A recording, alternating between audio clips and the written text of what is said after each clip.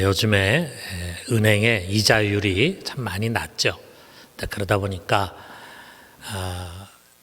좀 돈을 좀 재테크해서 늘려야 하는데 어디다 해야 되나, 부동산에 하기도 하고 그렇지만 특별히 주식 열풍이 많이 부는 것 같습니다. 그래서 심지어는 이제 청년들까지 막 뛰어들어서 주식을 한다고 합니다. 좋은 현상은 아닌 것 같아요. 자, 이들 중에는 잘 선택해서 좋은 종목을 사가지고 재미를 본 사람들도 있겠지만 잘못 투자해서 크게 손해를 보신 분도 아마 있을 것입니다. 심지어는 손에 넣은 것이 깡통 주식이 돼가지고 모든 것을 잃어버리는 그런 일도 있습니다. 자, 우리에게 주어진 우리의 일생을 자본이라고 우리가 생각을 할 때 이 자본을 어디다 투자해야 많은 이익을 남길 수 있을까? 우리에게 주어진 이 1년이라고 하는 시간, 이 시간을 어디다 투자해야 선한 열매를 맺을 수 있을까? 우리가 정말 이 시간과 우리의 일생을 좀 의미 있게 가치 있게 잘 투자해서 나중에 좋은 결실을 얻어야 되지 않겠습니까? 자, 이것은 어떻게 보면은 가치의 문제로 귀결이 돼요. 그래서 우리 그 답을 알기 위해서는요, 내게 정말 중요한 것이 무엇인가? 이 질문부터 해야 합니다. 오늘 이 말씀 속에서 우리가 그런 질문에 대한 답을 한번 좀 찾아보도록 해요. 자, 여기의 내용을 보니까 무리가 있는데 아마 예수님이 말씀을 가르치고 또 병자를 고치고 하는 그런 사역을 무리와 함께 하고 계셨는데, 그 중에서 이제 한 사람이 예수님 앞에 나와서 간절히 간청을 합니다. 뭐라 그러냐면, 주님, 우리 형님에게 좀 말씀 좀 해주십시오. 그래서 아버지 유산을 좀 저와 함께 나눌 수 있게 좀 해주십시오. 이렇게 간청을 합니다. 지금 이 사람은 유산 문제로 자기 형과 다투고 있는 거예요. 아마 짐작하거나 이 사람의 이야기를 근거로 우리가 생각해 본다면 형이 욕심을 부려가지고 자기 혼자서 지금 유산을 독차지하려고 하는 것 같습니다. 자, 그렇다면 이 주님 앞에 나와서 이런 간청을 하는 동생의 마음의 심리나 또는 그 상황을 우리가 대충 짐작을 할 수가 있지 않겠어요? 아마 그 속에는 이 형에 대한 분노, 또 막 억울한 감정과 아울러서 어떻게든지 자기의 몫을 받아내겠다고 하는 강한 애착이 있지 않겠습니까? 우리가 유산 문제로 인해서 가족 간에 다투는 일은 지금도 흔하게 일어나는 것 같습니다.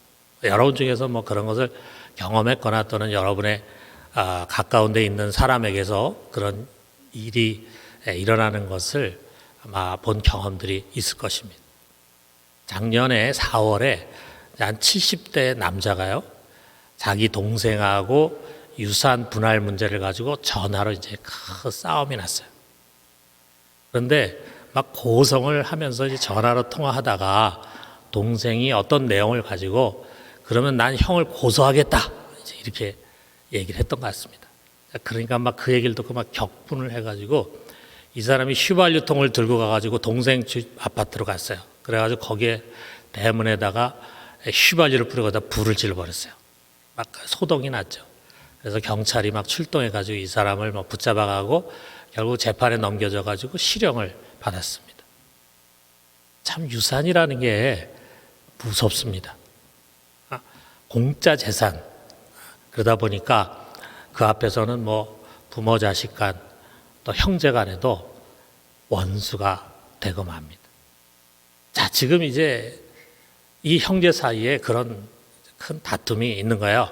그래서 이런 유산 문제를 좀 해결해 달라. 자기는 약자니까 선생님께서 좀 개입하셔서 형을 좀 움직여가지고 자기한테도 좀 유산이 오게 해달라. 지금 이 간청을 합니다.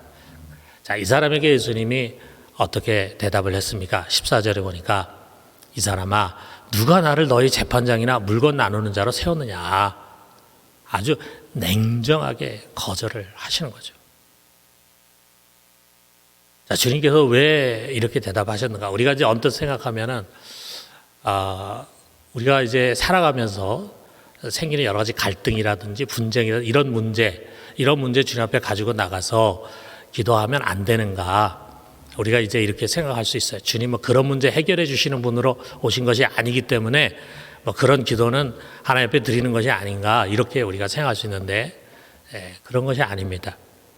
자, 우리 그 다음에 나오는 경고의 말씀 보면은 왜 주님께서 이렇게 냉정하게 거절했는가를 알 수 있어요. 자, 15절 상반절 보니까 그들에게 이르시되 삼가 모든 탐심을 물리치라.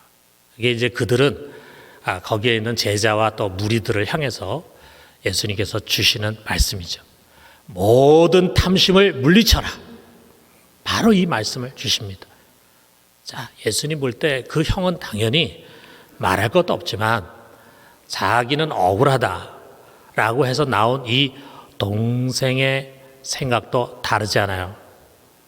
그 속에도 재물에 대한 탐욕이 꽉 차 있어요.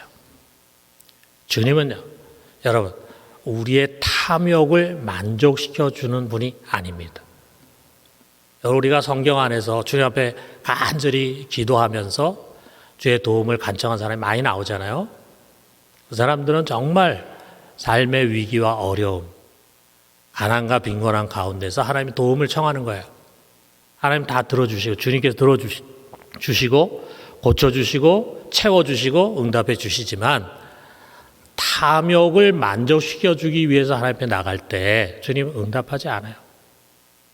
여러분, 우리가 하나님 앞에 나갈 때 탐욕을 가지고 그것을 만족받기 위해서 기도할 때, 여러분, 그런 기도는 응답되지 않습니다.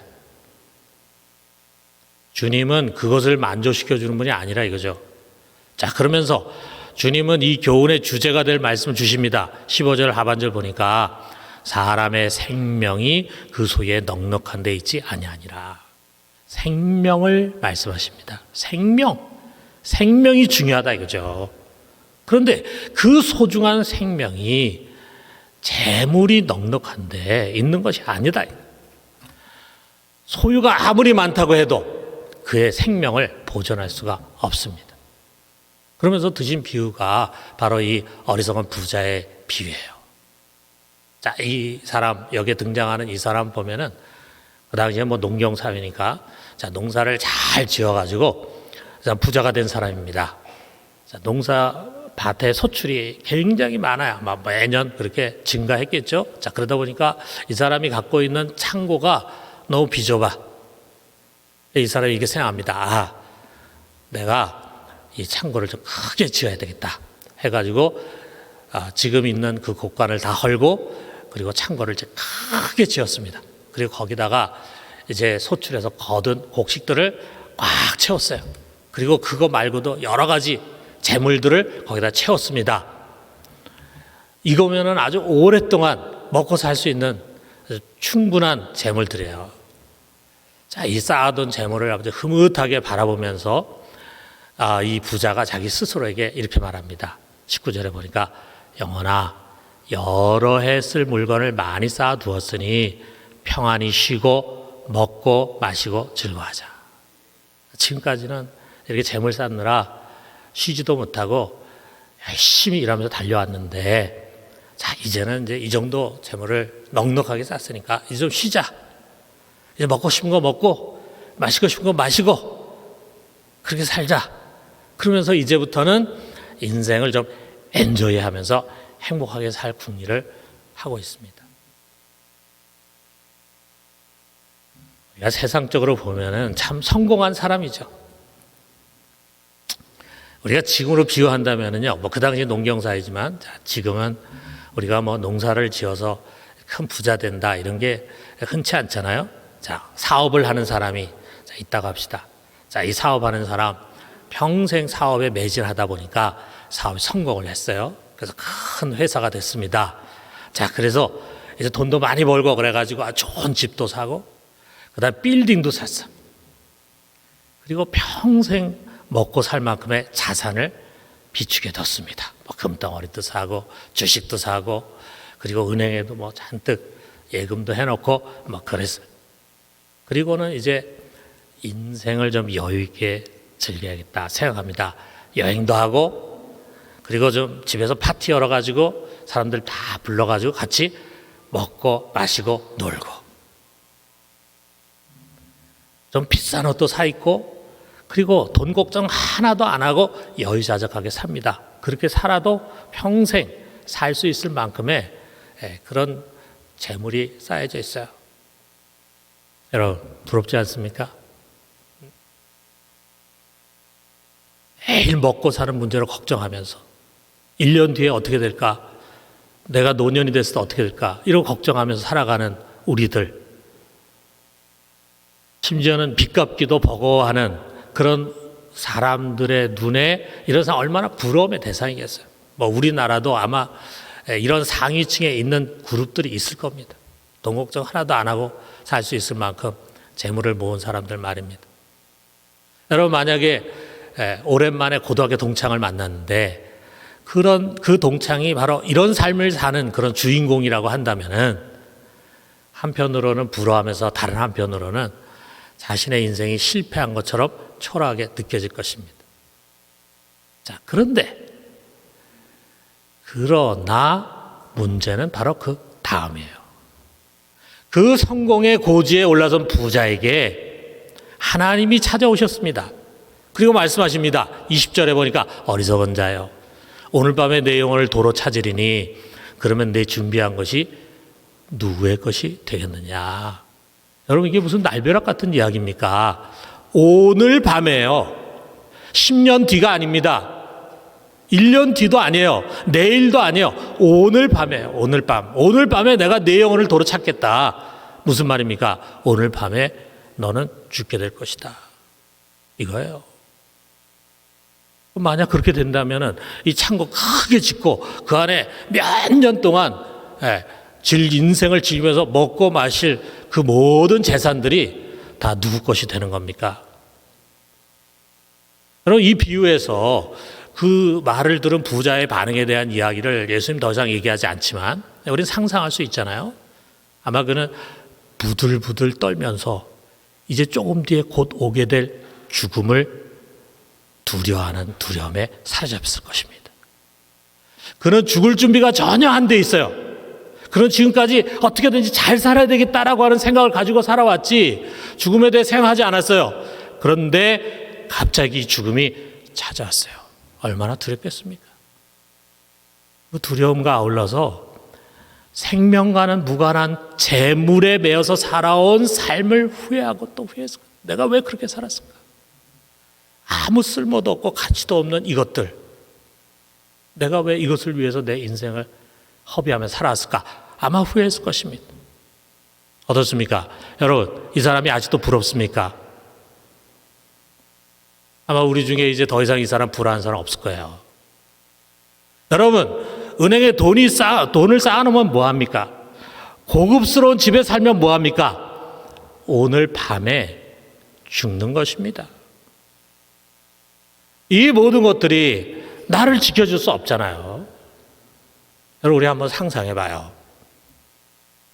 오늘 밤에 죽음이 여러분에게 밀어닥친다면 여러분 어떻게 하시겠습니까? 준비가 되어 있습니까? 또 갑자기 사고를 당했어요. 또 갑자기 심장이 정지가 됐어요. 갑자기 죽을 병에 걸려가지고 중환자실로 들어갑니다. 바로 그 순간에 여러분 우리는 깨닫게 됩니다. 내가 얼마나 헛된 것에 매달리며 살아왔는지. 건강할 때, 안전하다고 생각할 때, 아니 그저 평범한 하루하루 내가 중요하다고 여겼던 그런 것들, 그것을 위해서 나의 시간과 정력을 다 쏟으면서 움켜쥐려고 했던 그것들, 그리고 그것을 얻고는 기뻐하고 자랑했던 그것들이 그 순간에는 정말 아무것도 아니라고 하는 사실을 깨닫게 되는 거예요.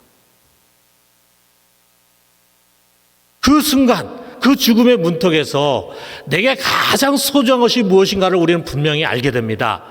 생명입니다. 생명. 그것은 그냥 육신의 생명이 아니에요. 그 뒤에 시작될 영원한 생명입니다. 그때 비로소 우리는요, 그 생명을 우리에게 주기 위해서 우리와 같은 종의 형체를 가지고 이 땅에 오신, 그래서 나의 죄를 그 육체에 지시고 대신 죽으신 예수 그리스도보다 소중한 분 나에게 없다.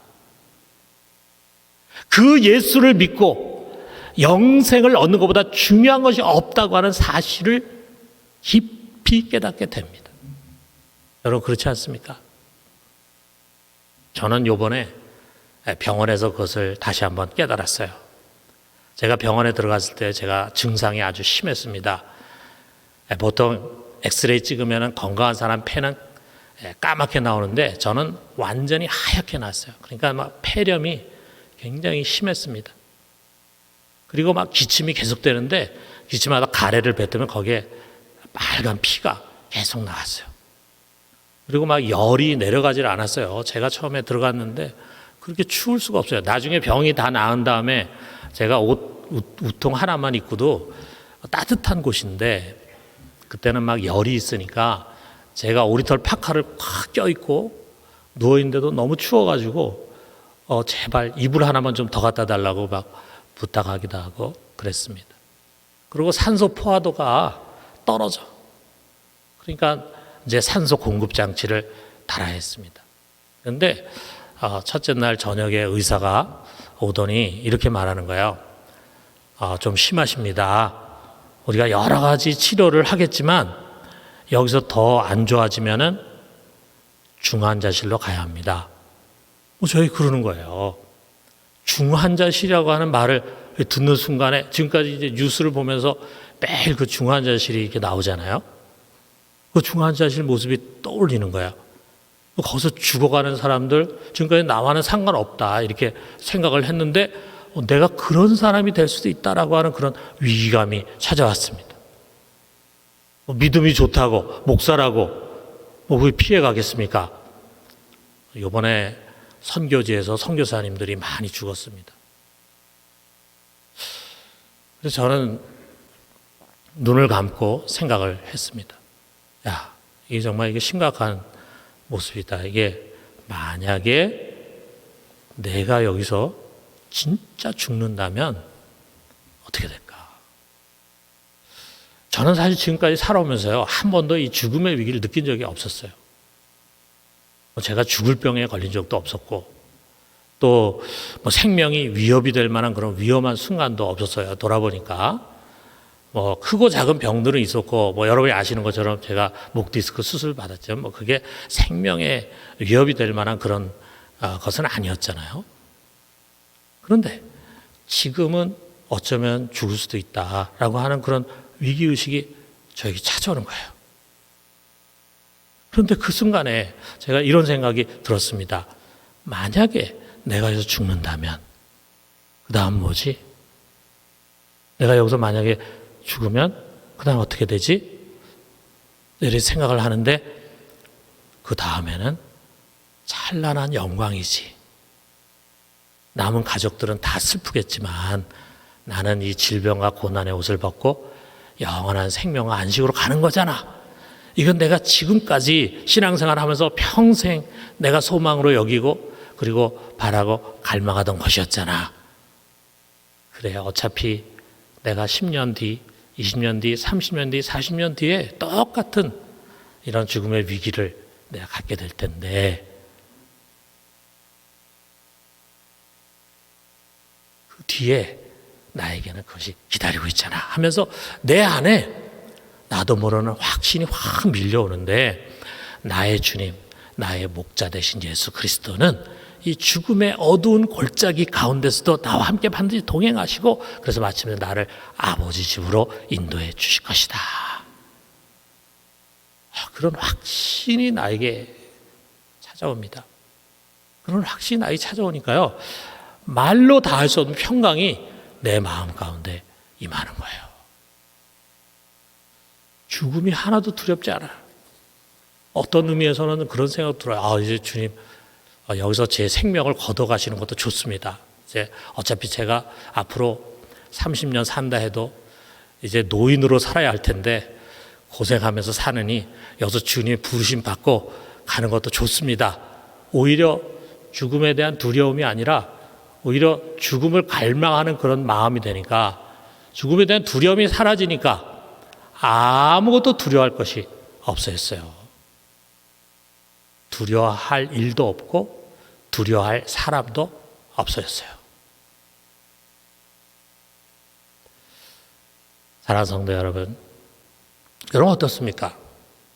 오늘 밤에 죽음이 만약에 나의 문을 두드린다면 여러분 그 죽음 뒤에 천국으로 들어갈 확신이 있습니까? 있습니까? 아멘입니까?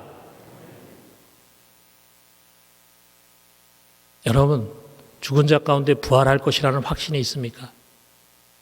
내가 육신의 생명은 끝나지만 그 뒤로 영원한 생명이 주어져 있다는 것을 믿습니까? 여러분 죽음이라고 하는 것은 누구에게나 찾아올 것입니다. 우리가 그 순간을 상상해 봐요. 언젠가 우리가 그 죽음이라는 자리에 설 거야. 뭐 굉장히 빠른 시간에 생각지 못하게 예측하지 못한 시간에 그야말로 오늘 밤에 설 수도 있지만 우리가 언젠가는 우리에게 죽음의 시간이 찾아올 것입니다. 그 자리에서 중요한 것이 무엇입니까? 여러분 내가 평생 쌓아놓은 재물 그건 나에게 생명을 줄 수 없습니다. 나의 스펙들, 화려한 경력들, 세상에서의 성공 모두가 부러워할 만한 좋은 환경에 사는 것이 나에게 영원한 생명을 보장하지 못합니다. 그 순간에 우리는 진정으로 깨닫습니다.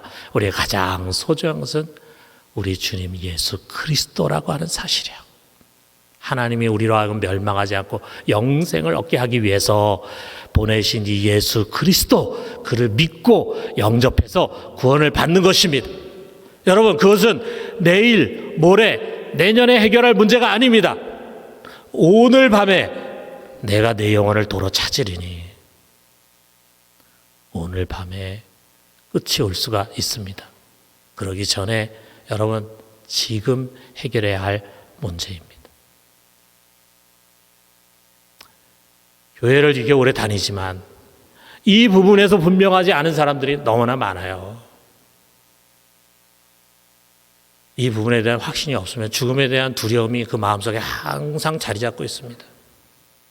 혹시나 내가 중병이 걸리지 않을까, 병이 걸리지 않을까, 사고가 나지 않을까, 위험한 일이 생기지 않을까 하는 두려움이 항상 있어요. 왜? 죽음에 대한 두려움 때문이에요. 여러분, 우리는 죽음을 두려워할 자들이 아닙니다.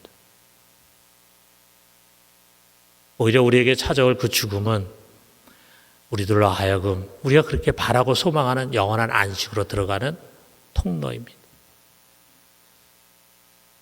그런데 그런 확신을 우리가 가져야지만 신앙생활을 제대로 할 수 있는데 그 확신이 없어요. 그냥 뭐 그 순간에 가봐야 알지 않겠습니까? 여러분 그 순간에 가서 아는 것이 아닙니다. 하나님의 말씀은 우리가 예수 그리스도로 말미암아 영생을 얻고 구원받았음을 확신하게 만들어 줍니다. 여러분 자기가 거듭났는데 태어났는데 자기가 태어난 것을 모르는 사람이 있을 수 있겠어요? 그 사람 아직 태어나지 못한 거죠. 사랑하는 성도 여러분, 오늘 구원을 받아야 합니다. 하나님이 우리를 살리러 보내신 화목제물 예수 그리스도를 붙드십시오. 그의 거룩한 영으로 거듭나고 새 생명 얻고 영생의 확신을 가져야 합니다. 왜냐하면 오늘 밤에 더 이상 기회가 사라질 수 있을지도 모르기 때문입니다. 오늘 꼭 이 부분에서 내가 확신이 없다고 생각하는 분이 있다면 과연 내가 구원받은 사람일까? 과연 내가 오늘 밤에 나에게 죽음이 온다고 한다면 과연 나는 천국에 갈 수 있을까라고 하는 것에 있어서 의구심을 가지고 두려움을 가지고 있는 사람이 있다 한다면 여러분 오늘부터 일주일 동안 여러분 이 구원의 문제를 가지고 영생의 문제를 가지고 이 확신의 문제를 가지고 주님 앞에 매달려 기도하십시오. 그리고 꼭 구원받고 구원의 확신을 갖고 신앙생활을 할 수 있게 되기를 주님의 이름으로 축원합니다. 자, 우리는 예수님의 마지막 경고 말씀에 우리 마음을 열고 귀를 기울이도록 합시다. 21절에 보니까 자기를 위하여 재물을 쌓아두고 하나님께 대하여 부여하지 못한 자가 이와 같으니라. 이 부자의 문제가 무엇인지, 지금 주님 앞에 나와서 자기 유산 좀 받게 해달라고 간청하는 사람의 문제가 무엇인지를 말씀하는 거예요. 자기를 위해서 재물을 쌓아뒀어요. 자기를 위해서 사는 삶, 자기의 소유, 자기 성공, 자기 만족, 자기 쾌락, 자기 명예, 자기 자존심, 이런 것들을 위해서 평생 싸우면서 수고하면서 땀 흘리면서 사는 삶. 여러분, 그러면서 하나님과의 관계를 소홀히 하며 사는 삶의 결과는 실패입니다. 허무이고 멸망입니다. 인생 한 번밖에 없는 인생의 자본을 잘못 투자한 것입니다. 여러분, 우리에게 영원히 남을 것은 다른 무엇이 아닙니다. 우리 하나님 아버지를 신뢰하고 그를 찾고 그를 만나고 그와 교제하고 그에게 순종하고 그에게 헌신하면서 그와 동행하는 삶을 사는 것입니다. 사랑하는 성도 여러분, 여러분은 하나님에 대해서 부요한 자입니까? 여러분, 우리 다시 하나님께로 돌이킵시다. 그분과 멀어진 삶에서, 그분을 잊고 사는 삶에서, 그분과 소원한 삶에서 뭔가 다른 것에 집착하며 살아가는 그 삶에서 우리가 돌이킵시다. 그리고 우리의 마음을 다시 하나님께로 돌립시다. 다시 하나님께 가까이 나아가서 그를 즐겨 예배하고 찬양하면서 말씀과 기도로 그와 더 긴밀하게 교제하고 그의 뜻에 순종하고 그와 동행합시다. 이것이 진정 가치 있고 우선돼야 할 일입니다. 그리고 무엇보다도 그가 예수 그리스도를 통해서 우리에게 주신 이 영원한 생명을 이 세상의 어떤 부귀영화보다 소중한 것으로 여기고 믿음으로 붙잡아요. 그리고 그 크신 영생의 선물에 만족하고 그 은혜를 기억하고 항상 감사합시다. 그리고 이 생명을 아직 그것을 모르는 우리의 가족들과 이웃에게 꼭 전해요. 그들을 생명 가운데로 초대합시다. 사랑하는 성도 여러분, 우리 모두 오늘 밤에 죽음이 우리의 문을 두드린다 해도 아무 두려움 없이 그 문을 통과해서 영광의 나라로 들어가는 생명의 사람들 되기를 주님의 이름으로 축원합니다.